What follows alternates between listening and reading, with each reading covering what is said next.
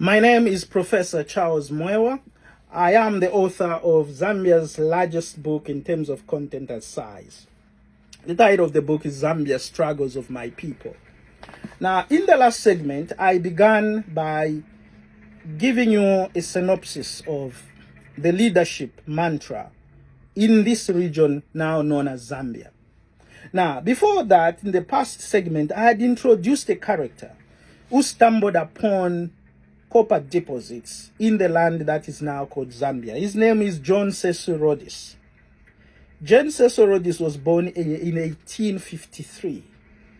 In 1853. By 1990, he was one of the most powerful personalities, businessman and politician in South Africa. His influence was felt both at home and abroad. At home, I mean in South Africa, and abroad means in England itself. Now, Bezo Williams, in his book Cecil Rhodes, which was published in 1929, writes the following about Cecil Rhodes. It's important to understand Cecil Rhodes to understand Zambia. Remember, Zambia was known as Cecil Rhodes. Okay? So, Zambia was birthed from Cecil Rhodes. It's its grandparent or its parent. So, to understand the future of Zambia, we must understand from whose emblems or whose limbs or whose philosophical make Zambia was getting birth. Now, Bezo writes, less than 6 years later, the cipher's name, they used to nickname Cecil Rhodes the cipher. The cipher's name was on every tongue as the autocrat of one of the greatest industrial undertakings in the world. As prime minister of his colony, he was prime minister once of the South African colony, and as the founder of what promised to be a vast new dominion for the empire. He was the first link of the British Empire. At home, that is in England, indeed, the quality of his eminence was never so incontestable as at one time it was in South Africa. Now, of course, at some point they knew he was in South Africa because they lived with him. But in England, he would make no mistake. To many, he was a bugbear, the type of the dishonest and unscrupulous politician who uses politics to rig the market and the wealth thus acquired to corrupt politics. A man who filched away at empire and slaughtered innocent savages. Now, this is the method of operation of Cecil Rhodes. He considered black Africans as savages. He was the conceptualization of the territorial nomenclature of terra nullius, a landless people. To Cecil Rhodes, Zambians who lived in northern Rhodesia had no land. They were born there, but it was not their land. It belonged to Cecil Rhodes and his British Empire. Or plotted against a friendly state to put money into his own and his fellow conspirators' pockets. He was a thief. He was ruthless. He was corrupt. Now, I talk about the genesis of corruption in Zambia and in Africa. It all started with the founder of that land, John Cecil Rhodes. They planted seeds. Remember, Lewanika had existed long before. The Lozi Kingdom had been compiling itself long before it was discovered by Cecil Rhodes. They had law and order. They had integrity. But when Cecil Rhodes was introduced to these lands, his unscrupulousness, his bigotry, his corruption, they were rubbed on to the black people that were ruthlessly undermined and abused in those mines. But at that time, it should be said, he stumbled upon what is known as the second scramble of Africa. The first scramble of Africa, if you remember, happened in 1884 in Berlin, at the Berlin Conference, where they had passed the Berlin Treaty, giving Africa, the entire Africa, to Europeans, as if Africa was a redundant ideal of terra nullius. Now, there's a scramble for the land of Zambia. At South Africa and Zambia, not very far away from each other.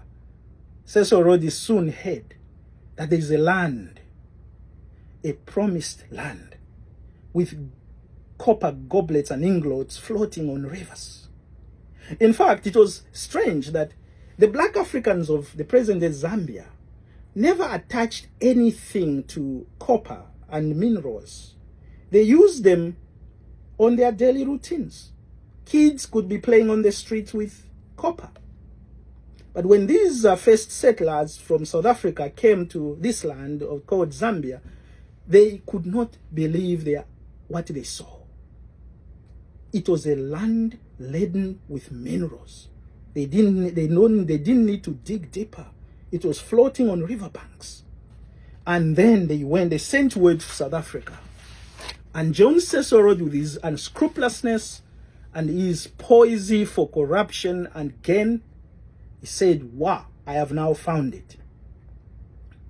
Now, they started now using the same word they have used in the past, like discovered. Remember, everything in Africa had been in existence for many years. But these Europeans started to invade that land. Because their Western eyes saw it for the first time, they would say, we've discovered a land. They even discovered waterfalls. They named them, they changed their name to Western, basically exposing the very rudiment meaning of terra nullius, that everything they found there was not there, actually. And it's interesting that even nowadays, we are going to see corporate interests sometimes behave almost the same. In 1931, in order to increase investment profits, the American cartel started to restrict copper supply. This was because the American company known as Ron Selection Trust, which is an Anglo-American corporation, which has continued to this day, had been in Zambia and in Africa for a long time. Unable to meet demands, consumers sought alternative and cheaper materials instead of copper. The result was that the price of copper crashed. Many employees were sacked. White Europeans returned to South Africa, while Africans went back to their villages to farm. Now, it's important for me to conclude this talk with that very point. This is 1931. Zambians, listen to me. History must not be ignored because it does repeat itself. For Africa, history lives. In 2024, copper is still the mainstay of the Zambian economy. Nothing has changed from what Cecil Rhodes saw. But even 1931, copper was a problem as an economic substructure of the economic enterprise and infrastructure. Copper, or mineral wealth, or belief in mono-economic kind of transaction for a nation is always a risk. It's not just a risk for the governors, it's the risk for the people. Governors, in fact, they change governments every 5 years, but the people never change. They will stay there where they are for years. Cecil Rhodes introduced the idea of mono-economy to Zambia, and Zambia has not changed even after close to 70 years of independence. They had problems in 1933 when there was a recession in the United States. Copper prices fluctuated and plunged the entire Central Southern African economy into shambles. And now, Zambia is still doing the same.